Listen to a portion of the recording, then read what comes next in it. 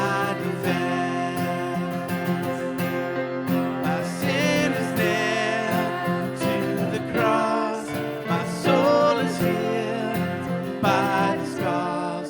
The weight of guilt I bear no more.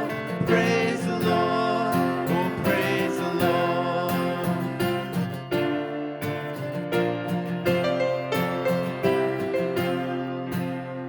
Let my doubt and shame hang over me like the arrows of the enemy.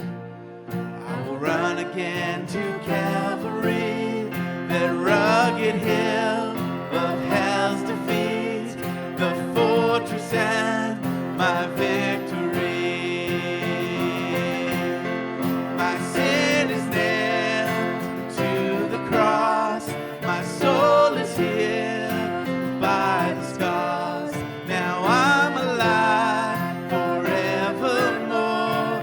Praise the Lord, praise the Lord. It is finished, sin is vanquished. Hallelujah, praise the Lord. All the glory, all the honor to my Savior, Christ the Lord. It is finished, sin is vanquished. Hallelujah, praise the Lord.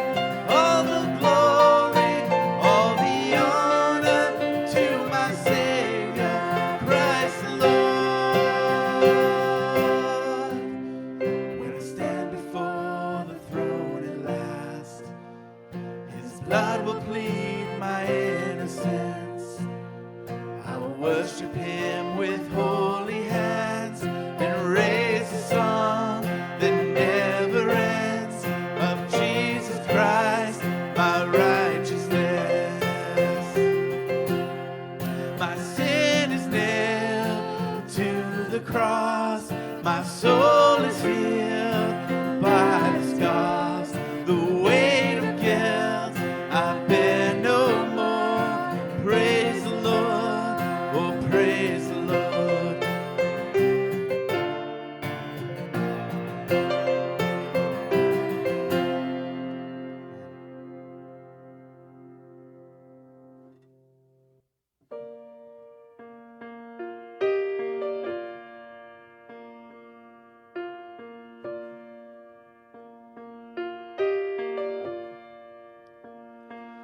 Lord, I come, I confess, bowing here, I find my rest. Without you, I fall apart. You're the one that guides my heart. Lord, I need you. Oh, I need you. Every hour I need you. My one defense, my righteousness. Oh God, how I need you.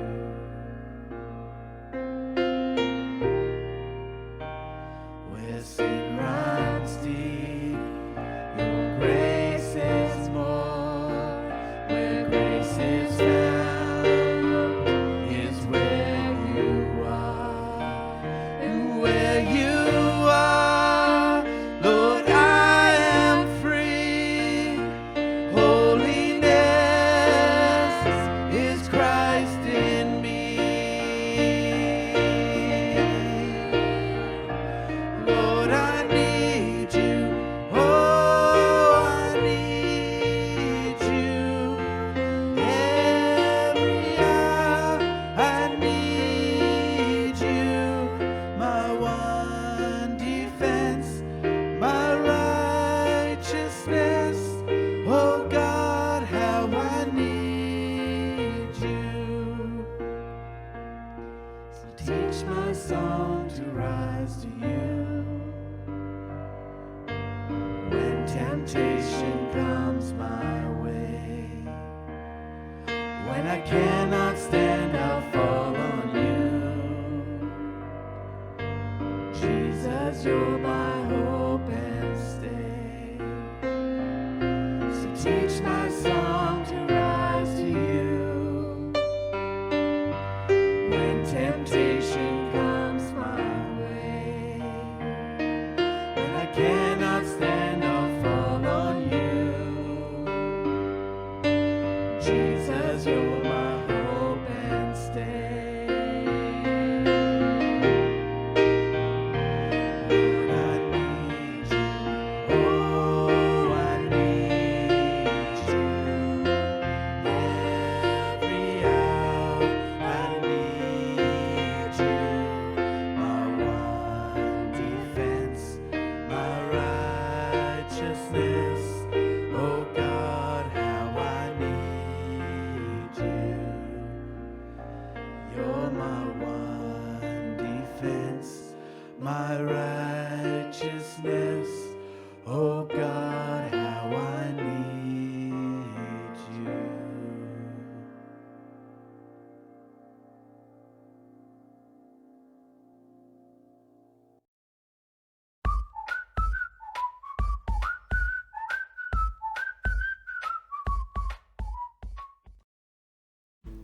Good morning and welcome to our children's feature for today's online service. I'm glad that you've joined with me today. Naomi is going to be reading the story for this morning. A story of the Pharisee and tax collector. Then Jesus told his story to some who had great self-confidence and scorned everyone else. 2 men went to the temple to pray. One was a Pharisee, and the other was a dishonest tax collector.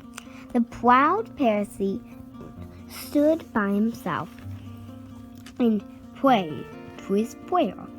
I thank you, God, that I am not a sinner like everyone else, especially that tax collector over there.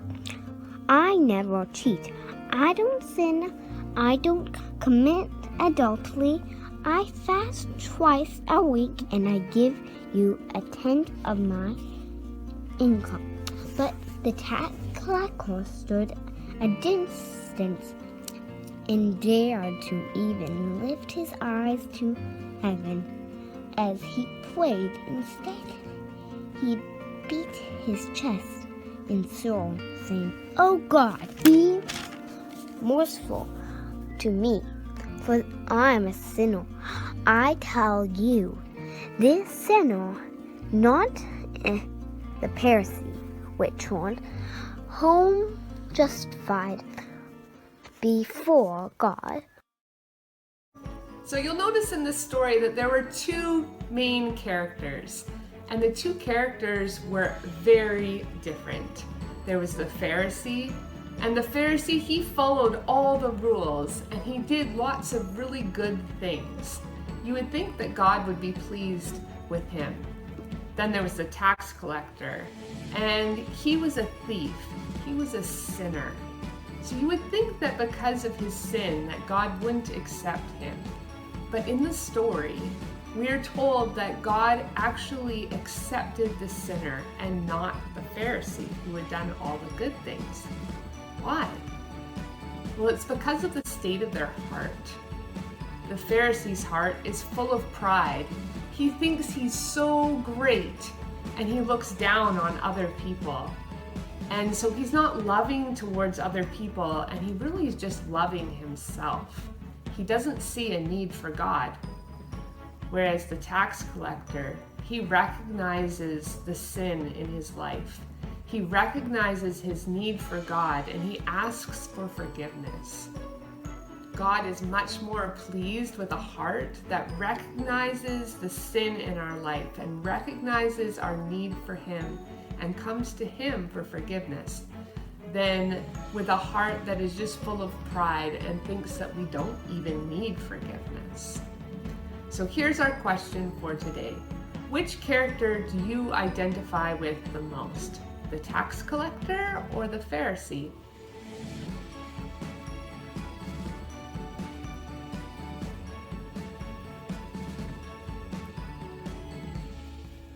All right, kids, thanks for joining with me today, and we'll see you next week.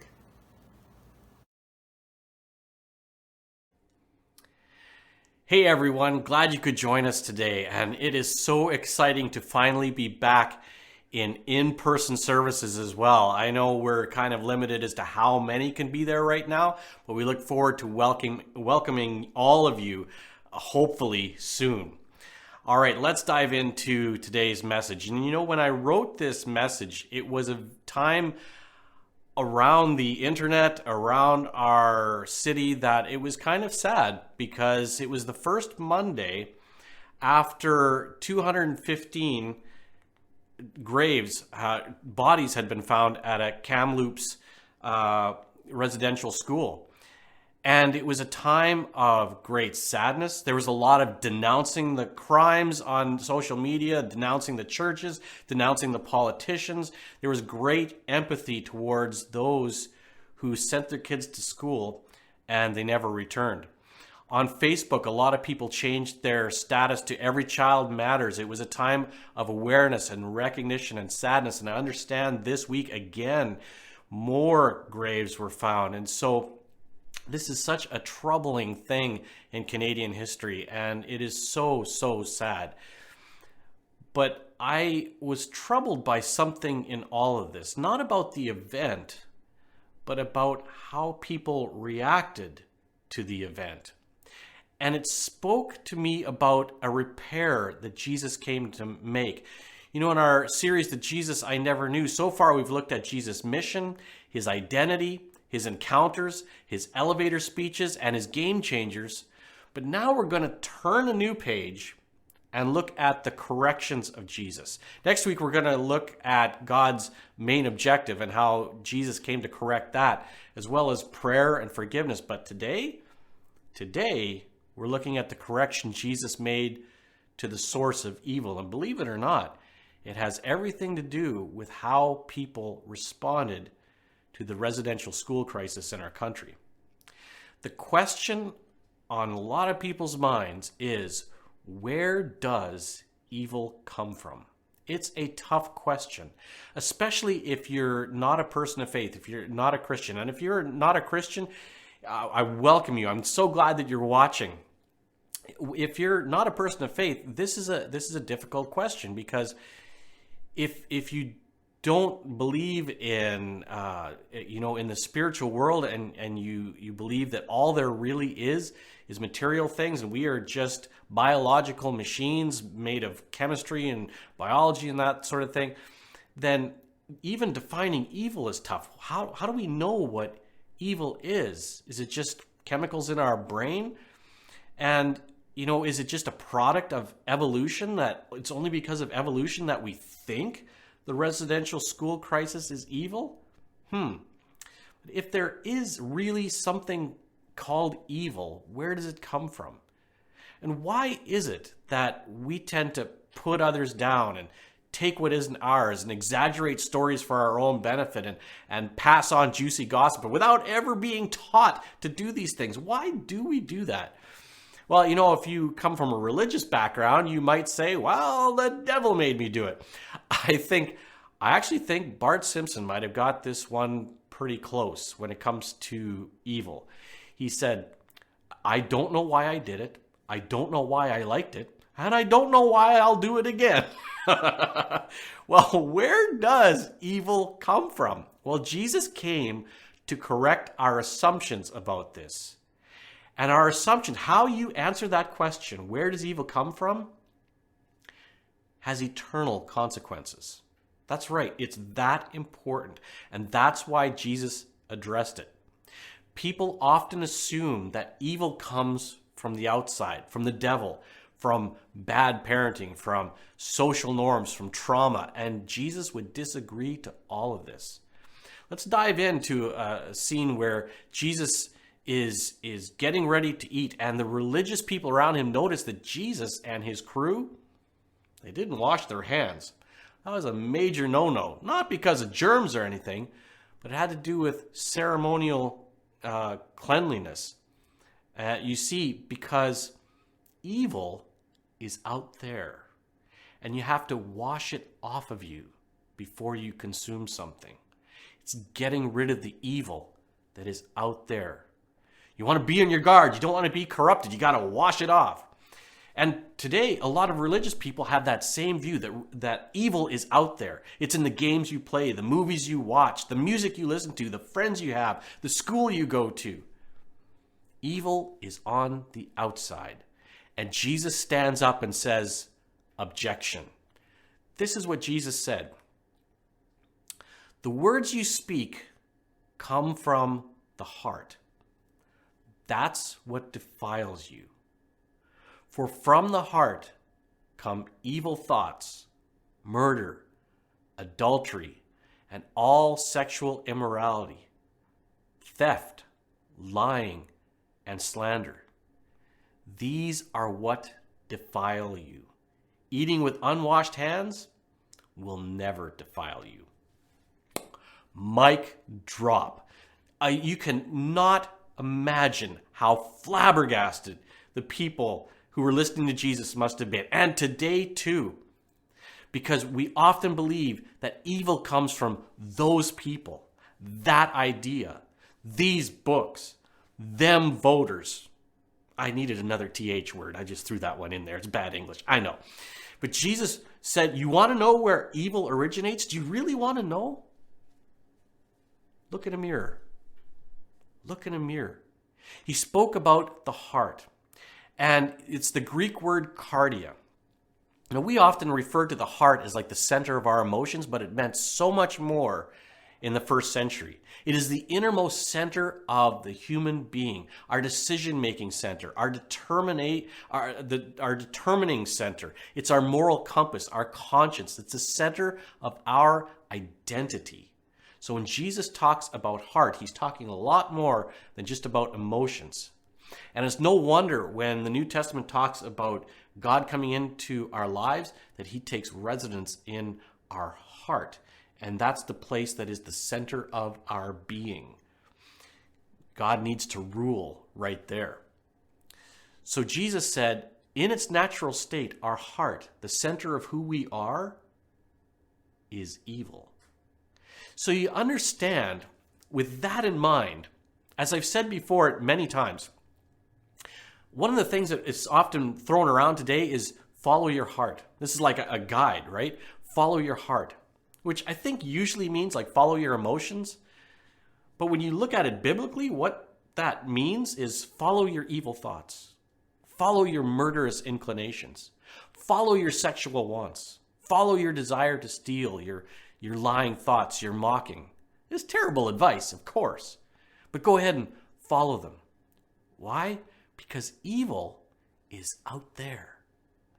And there's another story I want to show you, and it starts with some commentary and ends with an explanation, which is unheard of. But it's that important that when Jesus came to correct the source of evil, he wanted to make sure everything was crystal clear. So here, let's dive in. Then Jesus told this story to some who had great confidence in their own righteousness and scorned everyone else. Wait for 1 second. Doesn't that describe so much of what you see today? With social media, coffee shop conversations, filled with people who have great confidence in their own righteousness, their own rightness, and they make fun of everyone else. It's like Jesus is telling this story to us in Nanaimo in 2021. And then he goes on to give a little parable. It says this: 2 men went to the temple to pray. One was a Pharisee, and the other was a despised tax collector. Now, you might not be familiar with these guys called the Pharisees, but they were the religious folk. They were moral and upright. This is on one end of the continuum. If you want people who followed God's law, they followed God's law to the letter. On the other end of the moral spectrum is this tax collector.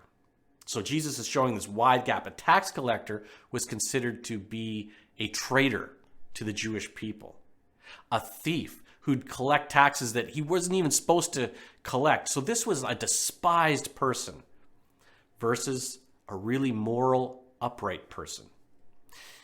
But because we don't have Pharisees and tax collectors like that today, I'm going to change it. And I want to throw in some people that we might be more familiar with. So I'm going to throw in a pastor who's, for the most part considered a fairly moral person. Anyway, and on the other end of the spectrum from a pastor, the white supremacist. All right, so let's read this story now from that perspective.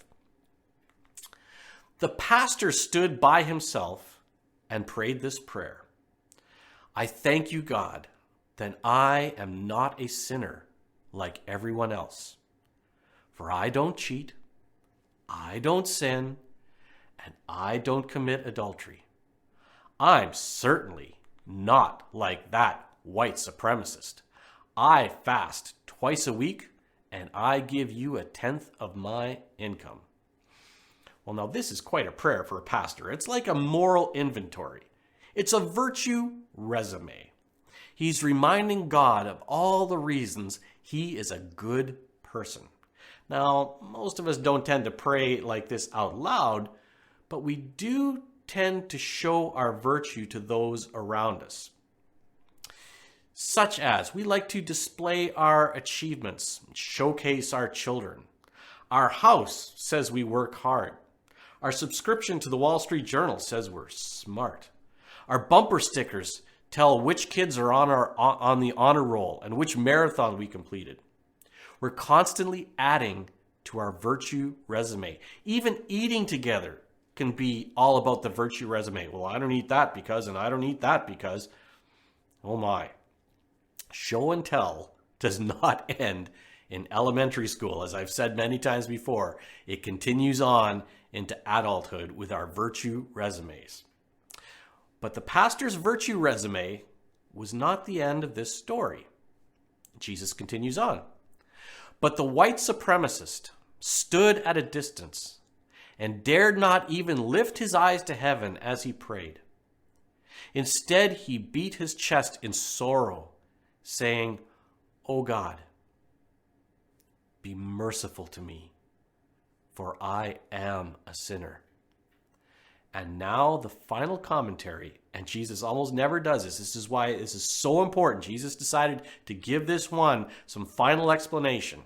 He says, I tell you, this white supremacist, not the pastor, returned home justified, meaning he had a right relationship with God, returned home justified before God. For those who exalt themselves will be humbled, and those who humble themselves will be exalted. You cannot imagine the shock and outrage of a story like this. Well, no wonder, because the gospel message is shocking and outrageous. Suddenly, Jesus is telling a story where the pastor is hellbound and the white supremacist is heaven-bound. I almost called this message The Pastor and the White Supremacist because this is, and it caused probably a little bit of consternation about this message, but it was such an outrageous ending. Jesus made the bad guy clean and the good guy dirty. And this is all about self-righteousness and the source of evil. We think sin and evil is out there. It's in them. It's in that. It's in those. And when we think that, we become self-righteous. See, we often say, Jesus, you got it all wrong. You got it all wrong, man. I'm not evil. Those people are evil. That white supremacist, that sexual deviant, that residential school nun, they're the evil ones. See, evil is out there. But let me ask you, go back to what Jesus said about the heart. You remember that? Did Jesus say that certain hearts have evil thoughts? That certain hearts have murder in them? That certain hearts have sexual immorality or lying or theft? No, he said the human heart, the heart, all of us. this is what troubled me about my own righteous indignation about the residential school situation. See, it's easy for me to dismiss myself and say, I would never do that. I'm not like that. How could they? Don't you see? When we do that, we're just praying the pastor's prayer. I'm so glad I'm not a sinner like those people. Look at the good I do, God. Evil, we believe, diminishes as it gets closer to our own heart.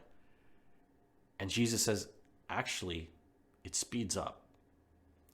The shocker of Jesus' story is the same evil in the abusive priest that we read about is in me too, and required the same solution.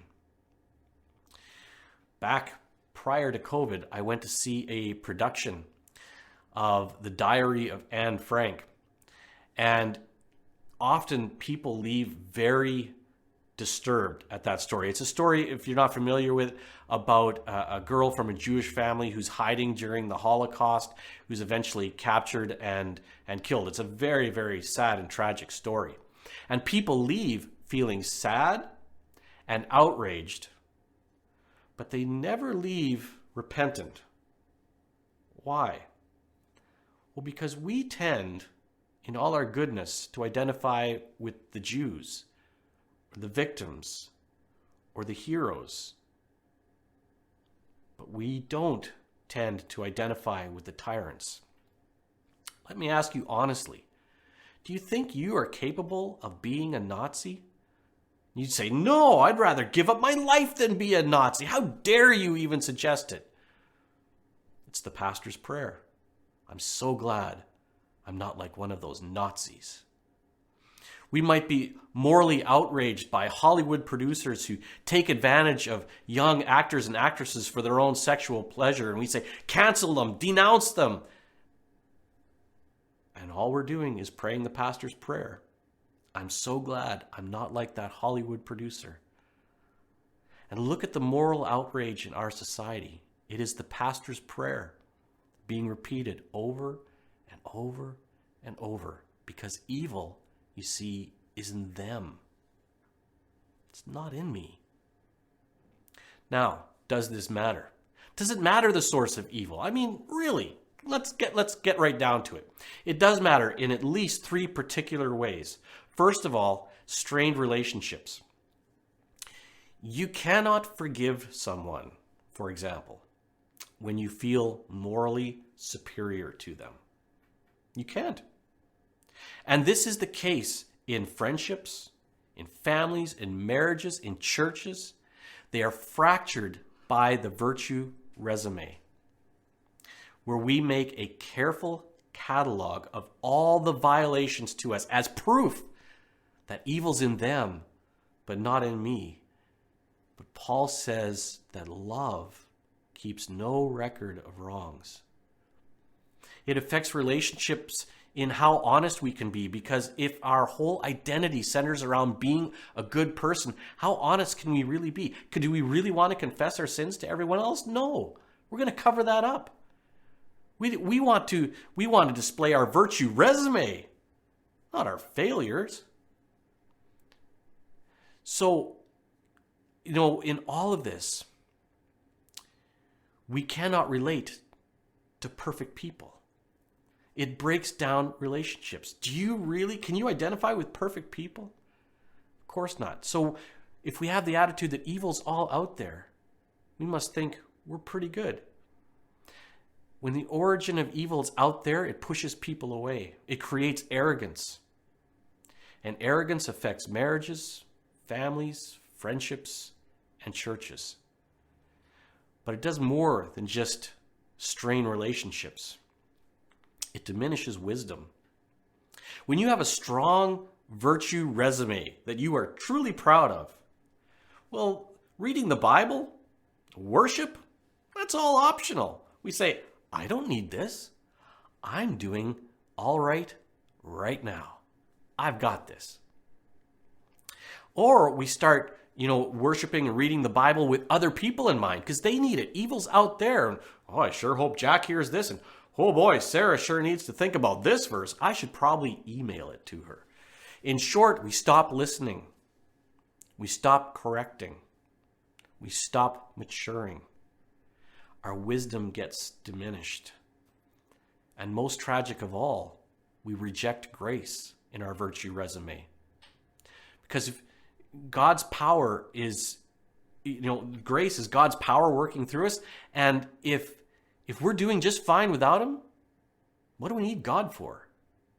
What do we need his grace for?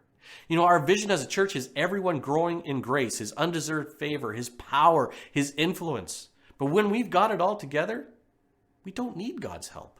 We don't need God's power. We don't need his assistance. Now, some of us may be disturbed that I used the two people that I did, the pastor and the white supremacist.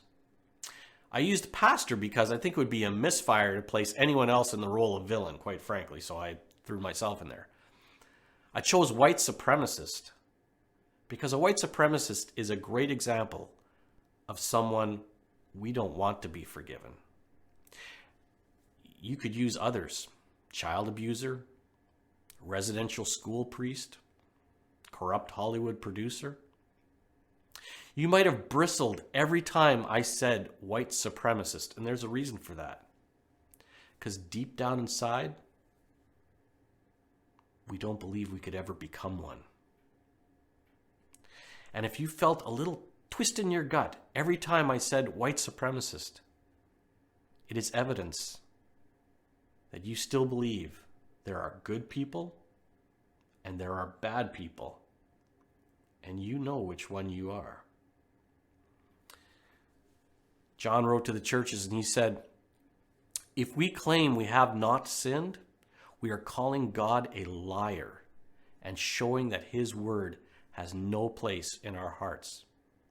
People inside and outside the church today look to God and say his nose grows every time he pronounces me as guilty as the next person, the pastor as guilty as the white supremacist.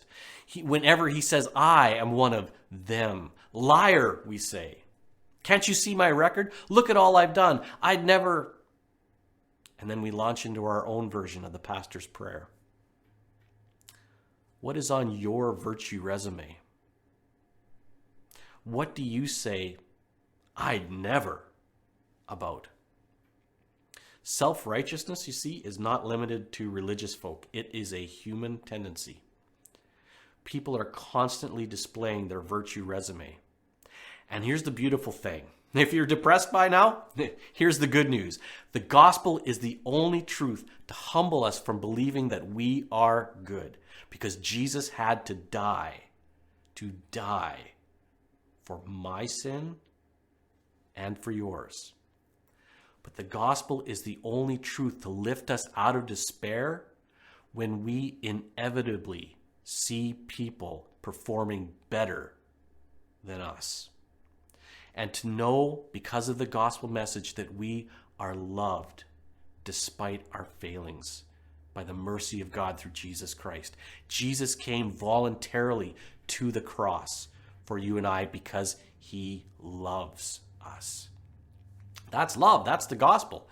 It's the only hope. The gospel is the only hope to escape the self-righteous world that we live in and the endless competition, the virtue signaling all around us.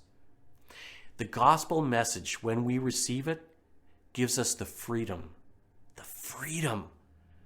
to lay down our virtue resume and be loved by God and forgiven by God. Evil comes from within. This is the error that Jesus wanted to correct. He wanted to show us that all of us need to be rescued. Until we acknowledge that evil comes from within, we have no need for Jesus. We have no need for a cross. But when we repent, we become open to better and stronger relationships, to wisdom, and to God's amazing grace. The cross is an indication that the evil in me and in you needed to be dealt with. See, Christianity is not about just having right behavior. It is about being in right relationship.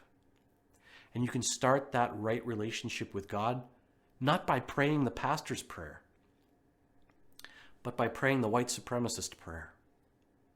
Oh God, be merciful to me, for I am a sinner. Oh God, be merciful to me, for I am a sinner. Oh God, be merciful to me, for I am a sinner. Until you can pray that prayer, you will not be justified. You will not be in right relationship with God. But if you prayed that prayer, and you meant that prayer, and you continue to live that prayer, you will stand in right relationship with God. The cross makes it possible for followers of Jesus to be the least judgmental. The ones who are least likely to display their virtue resumes, the least likely to stand before God and say, look at me, I'm so glad that I'm not like all these other people, because I would never do that, and I could never be that. The gospel frees us to simply pray, oh God, be merciful to me, for I am a sinner.